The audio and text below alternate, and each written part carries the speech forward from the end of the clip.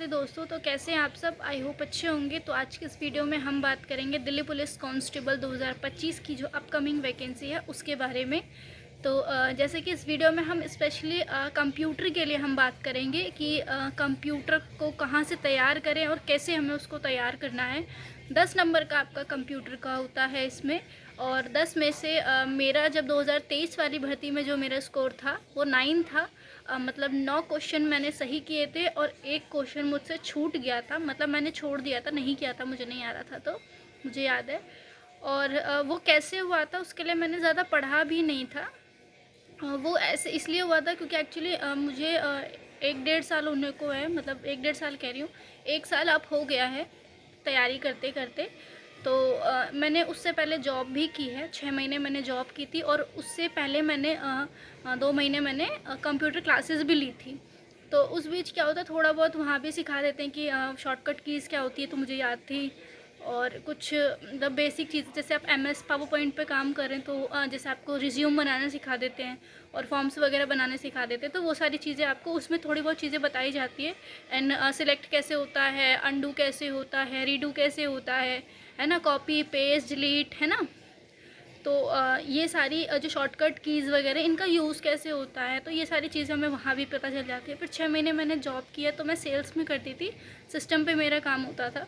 तो वहाँ पे भी अगर काम करते करते मैं उस चीज़ों के बारे में जानकारी होती है, तो वहाँ से भी हमें थोड़ी बहुत डेटा मिली, क्योंकि मैं जहाँ काम करती थी, मैं जिस चीज़ का काम करती थी सेल्स में, उसमें ना ये रहता था कि एक्सेल का भी यूज़ होता था। जैसे कोई डिटेल या कोई जैसे आप चार्ट समझ सकते हैं। एक्सेल ऐसा होता है ना, उसमें किसी चीज़ की कैलकुलेशन या कोई डेटा को स्टोर करने के लिए मोस्टली हम एक्सेल का यूज़ करते हैं। जैसे उसमें जो कॉलम्स होती हैं और रोज़ होती हैं, जैसे आप मान सकते हैं एक तरफ सीरियल नंबर डाला है, फिर उसके बाद किसी का नाम की लिस्ट है, उसके बाद वो फ़ोन नंबर, फिर एड्रेस, इस टाइप की ना आप एक शीट उसमें रेडी कर सकते हैं। ये एक्सेल में वर्क होता है और उसमें कैलकुलेशन भी होती है किसी चीज़ की। तो वो सारी चीज़ें हम एक्सेल्स में करते हैं, तो वो सारी चीज़ों से मुझे थोड़ा बहुत आइडिया था। बाकी अगर मैंने करा है तो मैंने बहुत ज़्यादा इसके लिए नोट्स नहीं बनाए थे। मैंने सिर्फ़ और सिर्फ RWA पे, उस टाइम पे जो शिवम सर हैं RWA पे जो कंप्यूटर पढ़ाते हैं, तो उनका मैंने सिर्फ़ और सिर्फ ये चैप्टर वाइज़ जो मैं आपको दिखा रही हूँ, यही वाला मैंने करा था। चैप्टर वाइज़ मैंने इन्हें पढ़ लिया था। आप चैप्टर वाइज़ कर लेंगे, आपको 50% यहाँ से क्लियर हो जाएगा, आपको एक्स्ट्रा पढ़ने की ज़रूरत पड़ेगी ही नहीं। आप इन्हें कर लीजिए, रेगुलर एक टॉपिक लो चैप्टर वाइज, नीचे से लेकर ऊपर तक सारा ख़त्म कर दो, सारी की सारी वीडियो। इसके बाद आपको सिर्फ और सिर्फ 2 प्रैक्टिस सेट लगाने हैं कंप्यूटर के। दिल्ली पुलिस कांस्टेबल सिर्फ 2 प्रैक्टिस सेट लगाने। 2 प्रैक्टिस सेट का मतलब एक प्रैक्टिस सेट आप पुराने ही लगाएंगे, कोई बात नहीं, उसमें कुछ भी चेंज होने वाली चीज़ नहीं है। तो एक पूरा प्लेलिस्ट में जितने प्रैक्टिस सेट देंगे, एक उसे ख़त्म कर लो, फिर एक और ले लो। अभी आपके पास टाइम बहुत है, तो आपके पास टाइम ज़्यादा है, तो आप कर सकते हैं आराम से। तो आप 2 प्लेलिस्ट उठाओ, उसमें जितने प्रैक्टिस सेट दें वो सारे ख़त्म कर दो। सारे के सारे प्रैक्टिस सेट, सारी की सारी चैप्टर वाइज क्लासेस आपको मैं टेलीग्राम पे देती भी हूँ, और मैं कोशिश करूँगी कि सारा एक साथ आपको प्रोवाइड करा दूँ। बट वो आपके लिए ज़्यादा पड़ जाएगा, तो कोशिश ये करना कि रेगुलर मैं जो टारगेट देती हूँ आपको टेलीग्राम पे, उसी के साथ साथ मैं आपको एक एक रोज़ टॉपिक वाइज वीडियो भी दे दूँगी, ताकि आप एक दिन में एक एक करके भी ख़त्म करेंगे तो आपका आराम से हो जाएगा। ठीक है, तो कंप्यूटर के लिए सिर्फ इतना ही करें, उससे ज़्यादा नहीं। और इसमें कोई नोट्स वोट्स बनाने की ज़रूरत है नहीं, बस जो इंट्रोडक्शन वगैरह हैं, शॉर्टकट कीज़ वगैरह हैं, इन सब के बारे में आपको लिखना पड़ेगा याद करने के लिए मोस्टली, तब वो करें, और उससे ज़्यादा कुछ ज़रूरत नहीं है इसमें। बाकी नॉर्मली आप कुछ नहीं, अगर आप प्रैक्टिस सेट भी अगर देखते रहेंगे तो उससे आपका 2 बार 3 बार देखने में रिवाइज हो जाएगा। आपको एक्स्ट्राऑर्डिनरी करने की ज़रूरत है ही नहीं उसके लिए।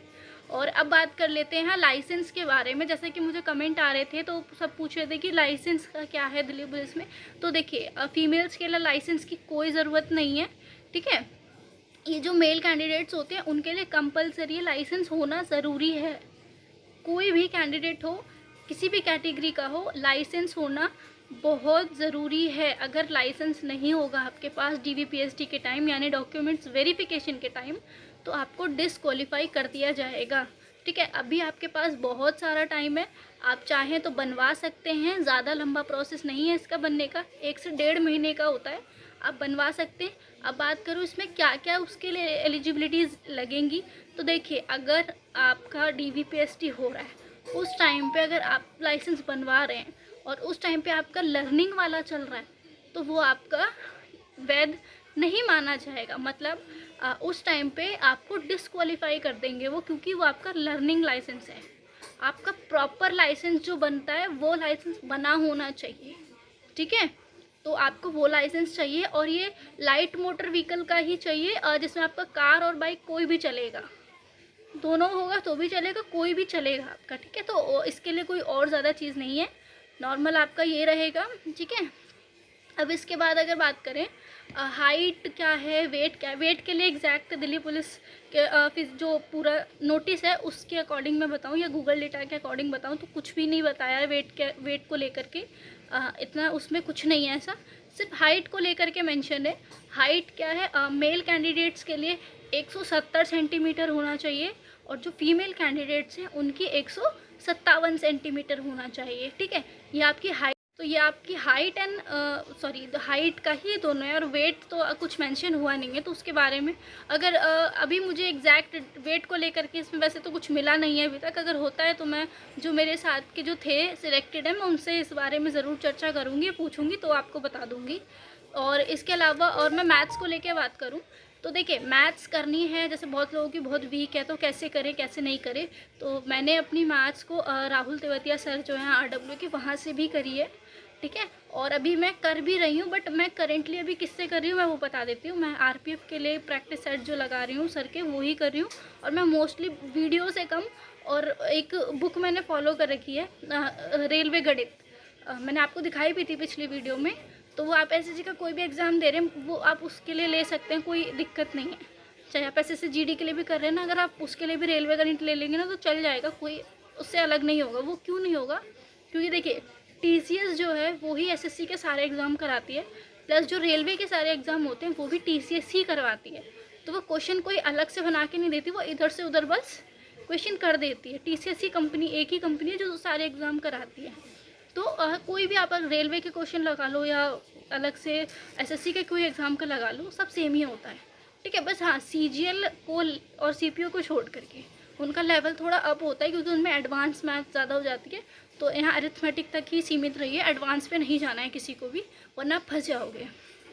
सॉरी, ज़्यादा तेज़ हो गया। तो ये सारी चीज़ें रहेंगी। और मैथ्स को करना कैसे है स्टार्ट, अगर आप अभी कर रहे हो, सबसे पहले आप दिल्ली पुलिस कांस्टेबल की ले लो, या किसी भी चाहे GD ले लो, चाहे कोई भी ले लो। आपको या तो मैं दिल्ली पुलिस के लिए आपको प्लेलिस्ट दे दूँगी, चैप्टर वाइज उसमें सर ने कराए, आपको चैप्टर वाइज एक बार कर लो। मैं चैप्टर वाइज आपको PDF भी दे देती हूँ टेलीग्राम पे, तो आप कोशिश करा करो, उसको पढ़ा करो। आप अगर उसको पढ़ेंगे तो उससे आपको टॉपिक क्लियर होगा कि हाँ इसमें ये वाले क्वेश्चन आते हैं, इस टाइप का चीज़ें होती हैं। और देन उसके बाद नीचे कुछ क्वेश्चंस भी होते हैं। तो मैं आपको 2-2 3-3 PDFs दे देती हूँ एक ही टॉपिक से, आप उनको पूरा किया कीजिए, ठीक है। आपको मैं कोई भी चीज़ ऐसे ही नहीं देती हूँ कि मतलब मुझे मिला और मैंने आपको दे दिया। पहले मैं उसे खुद देखती हूँ कि हाँ मतलब ये देने लायक है चीज़ या नहीं है, आपके लिए ये यूज़फुल होगी या नहीं होगी। तो देन उसके बाद मैं आपको देती हूँ। तो आप लोग भी कोशिश क्या करेंगे, उसे करें। और मैं आपको इतने छोटे छोटे टारगेट्स जो देती हूँ वो इसलिए देती हूँ क्योंकि कुछ स्टार्टिंग कर रहे होते हैं, और हम क्या करते हैं ना, हम एक ही दिन में अगर हम 10 चीज़ें ले लेंगे तो 10 चीज़ें एक साथ नहीं होंगी ख़त्म।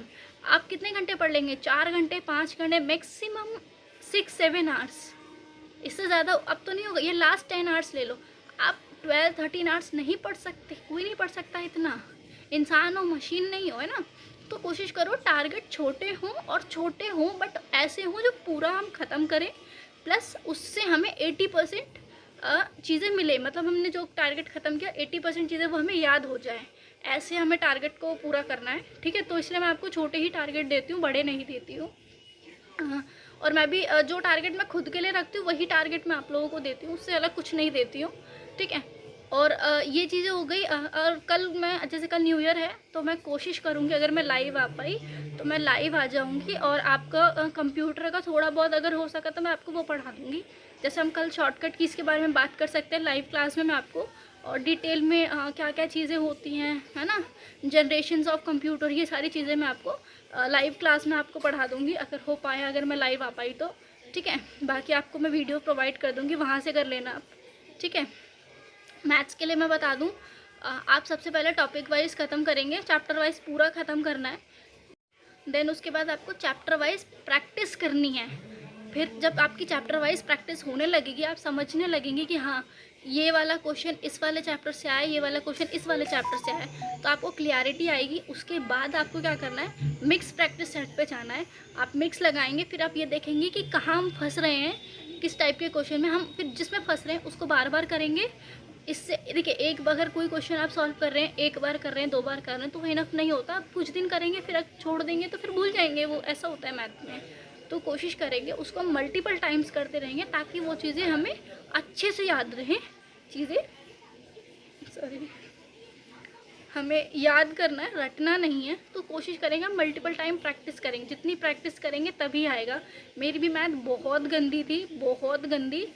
अब जाकर के मेरी काफ़ी ज़्यादा इम्प्रूव हुई है, क्योंकि मैं पहले क्या करती थी, मेरे को आता तो था नहीं, मैं सॉल्व करती थी, अगर 4 क्वेश्चन लगाए ना, उसके बाद आलस आने लगता था कि मैथ्स नहीं करनी, तुक्के मारने लगती थी वहाँ पे ऑप्शंस में, तुक्के मारे ऐसे करती थी। तो बहुत गलत था ये, बहुत नेगेटिव में जाता था। धीरे धीरे करके मैंने इसी तरीके से करा, मेरा अब काफ़ी ज़्यादा इम्प्रूव हुआ है और काफ़ी अच्छे नंबर भी मैं ले आ पा रहे हैं मेरे मैथ्स में। ठीक है, जैसे कि मैं आपको मेरी शॉर्ट्स में, आप मेरे मॉक टेस्ट तो देख ही लेते होंगे कि मेरा स्कोर क्या रह रहा है, तो आप उसके अकॉर्डिंग लगा सकते हैं अंदाज़ा। ठीक है, तो ये सारी चीज़ें हैं आपके लिए मैंने जो बताई हैं। इसके अलावा अगर मैं एज के लिए बात करूं तो एज लिमिट्स क्या हैं, तो 18 साल से 25 साल तक के बीच में जिनकी भी एज है वो एलिजिबल हैं, या कोई अभी अभी जैसे स्कूल पास आउट हुआ है और वो करना चाहते हैं, तो उनकी एज को लेकर के मैं बता दूं। तो जैसे आपको लग रहा हो कि हम तब तक एलिजिबल होंगे कि या नहीं होंगे, तो आप अगर आपको काउंट करना तो आप काउंट कर लो, नहीं आ रहा है तो आप गूगल पे एक एज कैलकुलेटर करके आपको मिलेगा, सर्च करके आप वहाँ से अपनी एज कैलकुलेट कर सकते हैं। 1 नवंबर 2025 तक आपकी एज 18 प्लस होगी या नहीं होगी। देन उसके बाद आप अंदाज़ा लगा पाएंगे कि आपकी एज, आप एलिजिबल हैं कि नहीं है। ठीक है, तो आप वो कर सकते हैं, ये सारी चीज़ें। और एक चीज़ और आपको थैंक यू बोलना चाहूँगी। जैसे कि मुझे नहीं लगा था कि मैं आपको कुछ बताऊंगी और आप लोगों को वो अच्छा लगेगा, मतलब कि जो चीज़ें मैं आपको बताती हूँ, ये जो इन्फॉर्मेशन आपको देती हूँ, वो आपके लिए यूज़फुल होंगी, आपको अच्छी लगेंगी। क्योंकि देखिए, मेरा उद्देश्य ये नहीं है आपको भ्रम में डालने का, क्योंकि यूपी पुलिस के टाइम पे बहुत हुआ ये चीज़ें कि किसी ने कहा इतनी जाएगी, और बहुत लोग परेशान हुए, तो बहुत ज़्यादा लोग परेशान हुए थे। तो वो चीज़ें नहीं करनी है। जो चीज़ें जेन्युइन होंगी, जो चीज़ें जो आपके लिए जो चीज़ें यूज़फुल होंगी, सिर्फ वो चीज़ें हमें करनी है, वही चीज़ें मैं बताती भी हूँ। और मैंने बुक्स कम आपको इसीलिए बताई ताकि आप फालतू वेस्ट ना करो, प्लस जो भी लो उसमें पैसा वसूल हो आपका, ओवर ना जाओ उससे, तो वो ज़्यादा बेटर होगा। आप स्टार्टिंग अच्छी करोगे तो आपकी एंड भी बहुत अच्छी होगी। तो उसी के लिए मैंने आपको चीज़ें बताई हैं, और थैंक यू इस चीज़ के लिए बोलूँगी, क्योंकि आप लोग मुझे इतना सपोर्ट कर रहे हैं। मैंने एक्सपेक्ट नहीं किया था कि आप लोग मुझे सुनेंगे। जैसे कि मेरे टेलीग्राम पे भी बहुत भरोसे के साथ लोग जुड़े हैं, मैं जो कंटेंट दे रही हूँ उसे कर रहे हैं, ऐसा नहीं है नहीं करते, करते हैं। बहुत भरोसे के साथ जुड़े हैं कि जो बता रही हैं वो सही बता रही हैं। तो उसके लिए बहुत बहुत शुक्रिया। और आज 31 दिसंबर है और कल न्यू ईयर है, जैसा कि तो आज 900 लोग मेरे यूट्यूब चैनल पर मेरे साथ जुड़े हैं, उसके लिए बहुत बहुत शुक्रिया। आप लोगों ने भरोसा करके जुड़े हैं, तो मैं पूरी कोशिश करूँगी आप लोगों को सपोर्ट करने का और आपकी हेल्प करने का। जो भी इन्फॉर्मेशन होगी आप तक ज़रूर पहुँचाऊँगी। और मैं जैसे कि अपना रूटीन बता दूं कि एक्चुअली मैं रोज़ वीडियो नहीं अपलोड कर पाती हूँ, क्योंकि मुझे भी अपना टाइम मैनेज करना होता है, तो बहुत डिस्ट्रैक्शंस होती है। मैं एक्चुअली हम 4 लोग हैं फैमिली में, और हम एक ही रूम में रहते हैं, हमारा मतलब एक ही रूम है, हम 4 लोग एक ही रूम में रहते हैं। और काफ़ी डिस्टर्बेंस होती है अगल बगल में और गली मोहल्ले में जब रहते हैं, तो काफ़ी डिस्टर्बेंस होती है। इस वजह से मैं पढ़ाई में बहुत प्रॉब्लम हो रही थी, तो मैंने लाइब्रेरी लगवा रखी है। 6 महीने हो गए मेरे को लाइब्रेरी ज्वाइन करे हुए, और अभी कुछ दिन से आप देख रहे होंगे मैं घर पे ही वीडियो तो मैं घर पे ही बनाती हूँ, बट मैं कुछ दिन से मम्मी की तबीयत ख़राब थी, इसलिए मैं जा भी नहीं रही थी। तो मैंने लाइब्रेरी ज्वाइन कर रखी है और वहाँ से कर रही हूँ मैं, और मैं पूरा दिन वहाँ रहती हूँ। 10 आवर्स का मेरा है, सुबह 9 बजे से शाम को 5, साढ़े 5, 6 बजे तक। देन मैं बच्चों को पढ़ाती भी हूँ, ट्यूशन पढ़ाती हूँ। उसके बाद मैं अपने लिए थोड़ा टाइम निकालती हूँ, तो जिस पे मैं आपको यूट्यूब पे प्रोवाइड करा पाऊँ। और टारगेट मैं आपको सुबह मॉर्निंग में ही दे देती हूँ, और फिर मुझे घर के भी काम रहते हैं, तो आप समझ सकते हैं लड़कियाँ हैं तो थोड़ा तो करना पड़ेगा, मम्मी की भी वैसे भी तबीयत ख़राब रहती है। तो बस यही सब कहूँगी, यही हमारी लाइफ है। मेहनत तो कर रहे हैं, होपफुली आने वाला साल मेरे लिए और आप सभी के लिए बहुत अच्छा हो। आप लोगों को एक बात और कहूँगी, wish you happy new year. ये न्यू ईयर मैं बहुत ज़्यादा खुश होकर नहीं बोलूँगी, इसलिए क्योंकि अभी जो बीता हुआ साल है मुझे नहीं लगता कि ज़्यादातर लोगों को अच्छा गया होगा। मेरा तो नहीं गया, मैं लिटरली सच बताऊँ तो मेरा तो अच्छा नहीं गया, आप लोगों का पता नहीं होगा, कुछ लोगों का अच्छा गया होगा। बट यही कहूँगी, आने वाला साल बहुत सारी खुशियाँ लेकर आए और जो चीज़ें आपने इस साल में फेस की हैं वो आने वाले साल में ना करनी पड़े और सबका सिलेक्शन हो। मेहनत हम कर रहे हैं, बस जल्द से जल्द इसका फल भी हमें मिले। हम भी नौकरी लें, अपनी फैमिली के लिए, परिवार के लिए 4 चीज़ें कर पाएँ, सबकी उम्मीदों पे खड़े हो पाएँ, है ना। और बाकी पॉजिटिव सोचो और नेगेटिव से दूर रहो। मैं भी अपने आप को यही कहूँगी। ऐसा नहीं है मुझे नेगेटिविटी नहीं आती, मुझे बहुत आती है। बहुत ज़्यादा अपने आप को अकेला महसूस करती हूँ, बट हो जाता है। अपने आप को करना है, हमें मोटिवेट खुद करना है अपने आप को। तो सेल्फ मोटिवेट रहो, करो दूसरों को भी, और बिलीव योर सेल्फ और तैयारी करो। कोई भी डाउट होता है कमेंट में पूछ लो, कोई भी इशू होता है, या अगर जो चीज़ें मैंने आज आपको बताई इससे अलग अगर कोई भी चीज़ छूटती हो तो आप मुझे कमेंट में बता देना, मैं नेक्स्ट वीडियो में वो कवर कर दूँगी। बाकी मैं अगर कल लाइव आ पाती हूँ तो कल कोशिश करूँगी, कल आधे से ज़्यादा चीज़ें मैं आपकी वहाँ कवर करवा दूँ। ठीक है, बाकी आज के लिए इतना ही कहूँगी। बाकी धन्यवाद।